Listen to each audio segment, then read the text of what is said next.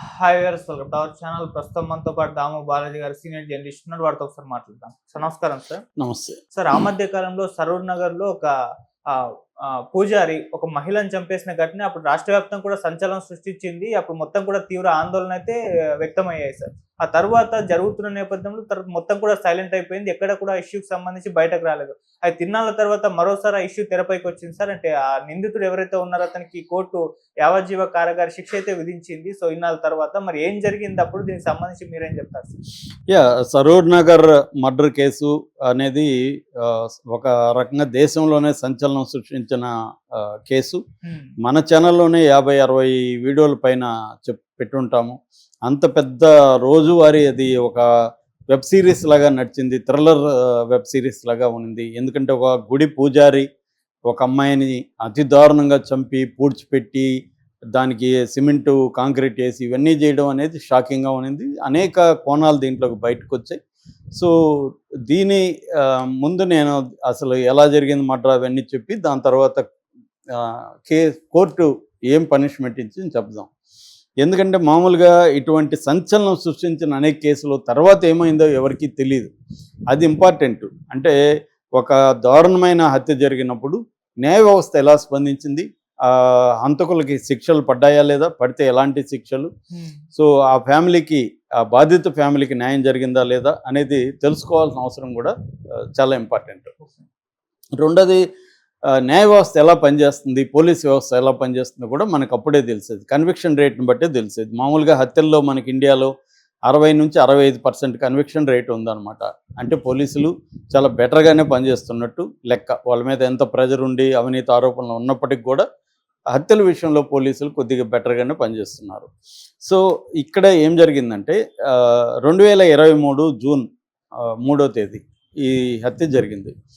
జరగకముందు మనం చెప్పుకోవాల్సింది ఏంటంటే, ఈ అబ్బాయి పేరు అయ్యగిరి వెంకట సూర్య సాయికృష్ణ. ఇతను బ్రాహ్మణుడు. సాయికృష్ణ అని సింపుల్గా అనొచ్చు. ఇతను MBA మార్కెటింగ్ చేశాడు, బాగా చదువుకున్న వ్యక్తి. దాంతోపాటు ఇతను బిల్డింగ్ కాంట్రాక్టులు చేసేవాడు, వేద పాఠశాల నడుపుతున్నాడు, గోశాల నడుపుతున్నాడు, నిత్య అన్నదాన సత్రం కండక్ట్ చేస్తున్నాడు.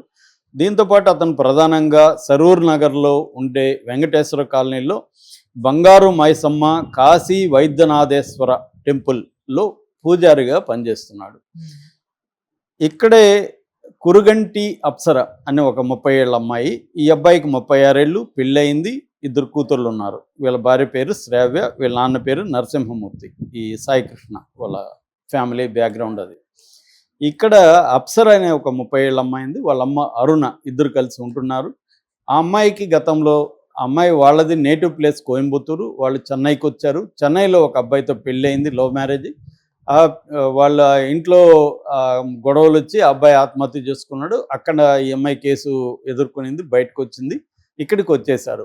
ఈ అమ్మాయికి ముందు నుంచి కూడా కొంత సినిమా ఇండస్ట్రీకి వెళ్ళాలనే పిచ్చుంది. వీళ్ళ అమ్మకి ఏమో భక్తి పిచ్చుంది. ఈ గుడిలోకి వచ్చేవాళ్ళు, ఈ అబ్బాయి వాళ్ళ అమ్మకి హెల్ప్ చేసేవాడు, ఈ అమ్మాయి కూడా గుడికి వచ్చేది, ఈ అమ్మాయికి కూడా హెల్ప్ చేసేవాడు. అలాగా వీళ్ళిద్దరి మధ్య పరిచయం అయింది. ఈ అబ్బాయి, నాకు సినిమా రంగంలో కూడా పరిచయాలు ఉన్నాయి, నేను సినిమాలో నీకు వేషం ఇప్పిస్తాను అన్నాడు.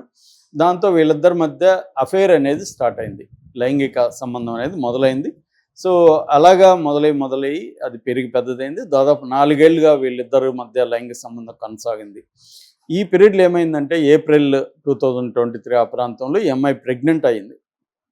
ప్రెగ్నెంట్ అవడంతో ఈ అబ్బాయి మీద ప్రెజర్ తీసుకొచ్చింది. ఈ అబ్బాయికి ఆల్రెడీ పిల్లలు ఉన్నారని ఆ అమ్మాయికి తెలిసిన అప్సరాకి, నన్ను కూడా పెళ్లి చేసుకో, ఎందుకంటే ప్రెగ్నెంట్ అయిందని ప్రెజర్ చేయడం మొదలుపెట్టింది. ఈ అబ్బాయి ఏంటంటే సరదాగా ఎంజాయ్ చేద్దాం అనుకున్నాడు తప్ప అమ్మాయిని పెళ్లి చేసుకునే ఉద్దేశం లేదు. అమ్మాయి ఏమి వినట్లేదు, అబార్షన్ చేసుకో నువ్వు, నేను పెళ్లి చేసుకోలేని, ఇలాగే కంటిన్యూ అవుదాం అంటే అమ్మాయి వినట్లేదు, ప్రెజర్ చేయడం మొదలుపెట్టింది. దాంతో ఆ ప్రెజర్ని తను తట్టుకోలేక, తనకి ఒక సమాజంలో ఒక మంచి పేరు ఉంది, సో ఈ పేరుని మనం ఇప్పుడు విలన్గా మిగిలిపోతాం, 2 పెళ్లి చేసుకొని, ఇదైతే భార్య ఆత్మహత్య చేసుకున్న ఆశ్చర్యం లేదు, ఆమె ఎన్నో ఆశలు తన మీద పెట్టుకొని ఉంది అని ఇతను ఏమనుకున్నాడంటే, ఈ అమ్మాయిని చంపేయడం తప్ప వేరే మార్గం లేదన్న ఒక మైండ్ సెట్లోకి తను వెళ్ళిపోయాడు. దాంతో ఇతను అప్పుడప్పుడు ఈ అమ్మాయిని గుళ్ళకి తీసుకోవడం అవన్నీ చేస్తున్నాడు బయట కూడా. ఇంతకుముందు వాళ్ళ అమ్మ కూడా ఇతని మీద డిపెండ్ అయిపోయింది. వాళ్ళ ఇంట్లో అనేక పనులు, ఒక మగతోడే లేదు, ఎందుకంటే ఆమె భర్త కాశీకో వారణాసికి వెళ్ళిపోయాడు. సో అందువల్ల ఈ అబ్బాయి వాళ్ళ ఇంట్లో 2 ఆడవాళ్ళ ఇతర అవసరాలు కావచ్చు, సరుకులు కావచ్చు, ఇంకోటి ఇవన్నీ ఇతను పలుకుబడి ఉంది కాబట్టి చేస్తున్నాడు. వాళ్ళు అలాగే డిపెండ్ అయిపోయారు. సో ఈ కాంటెక్స్ట్లో నేను కోయంబత్తూరుకి ఈ అమ్మాయిని అక్కడ గుళ్ళో తీసుకెళ్తానని చెప్పి ఇంట్లో చెప్పి బ్యాగ్ తీసుకొని అమ్మాయిని 3వ తేదీ బయటికి తీసుకొచ్చాడు ఈవినింగ్. అక్కడి నుంచి వీళ్ళిద్దరూ అటు ఇటు తిరిగారు, గోశాలకు వెళ్ళారు. నరుకుడ అనే విలేజ్ ఉంది, అక్కడ 30 కిలోమీటర్ల హైదరాబాద్కి. అక్కడ గోశాలలోకి తిప్పాడు. దాని తర్వాత మధ్యలో టిఫిన్ చేశారు చిన్న హోటల్లో. దాని తర్వాత సుల్తాన్పల్లికి 11 గంటలకి అక్కడికి వచ్చారు. ఆ తర్వాత అక్కడ కారు నిలబెట్టి, ఈ అబ్బాయి కారు ఉంది, కారులో తిరిగారు. కారులో ఈ అమ్మాయి పడుకొని ఉంది. ఫస్ట్ సీటు బెల్ట్తో ఈ అమ్మాయిని చంపాలని చూశాడు. ఆ అమ్మాయి ప్రతిఘటించింది. అప్పుడు ఏం చేశాడంటే బెల్లం కొట్టే రాయి అతని దగ్గర కారులో ఉంది. ఆ రాయితో ఆ అమ్మాయిని పదే కొట్టి, తల మీద కొట్టి చంపేశాడు. దాని తర్వాత బాడీని డిక్కీలో పెట్టేశాడు. తర్వాత ఏం తెలియని వాళ్ళగా ఇంటికి వచ్చాడు. కారు ఇంట్లోనే కింద పార్కింగ్ చేసి పైకి వెళ్ళాడు. ఆల్రెడీ బట్టలు మార్చుకున్నాడు. అవన్నీ అయినాక వాళ్ళ అమ్మతో అమ్మాయి, నేను కోయంబత్తూరు ఇది క్యాన్సిల్ అయింది, మా ఫ్రెండ్స్ భద్రాచలం వెళ్తా ఉంటే ఈ అమ్మాయి వెళ్తానని నేను భద్రాచలంకి రాత్రి 8 గంటలకు బస్సు ఎక్కించానని చెప్పాడు. ఫోన్ చేస్తూ ఉంటే అమ్మాయి ఫోన్ తీయట్లేదు. దాంతో వాళ్ళ అమ్మకి ఆందోళన ఎక్కువైంది. వీడు ఏదో కవర్ చేశాడు యాడికి బోర్లో అది ఇదని.